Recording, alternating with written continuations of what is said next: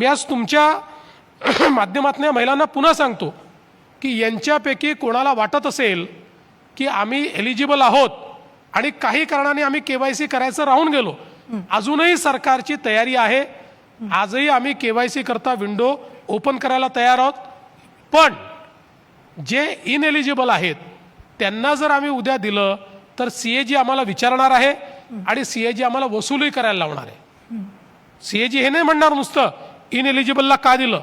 आता तर आम्ही ही भूमिका घेतली आहे की आजपर्यंत ज्यांना दिलं ते इनएलिजिबल, पुरुष सोडून, पुरुषांकडनं तर वसूलच करू, पण पुरुष सोडून ज्या महिला इनएलिजिबल असताना घेत होत्या त्यांना वन टाईम माफी देऊन त्यांच्याकडनं काही वसुली आम्ही करणार नाही.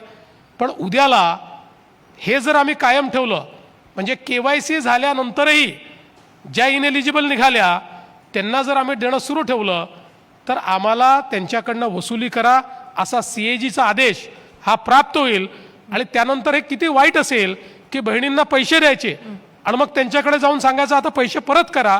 आणि म्हणून जे होते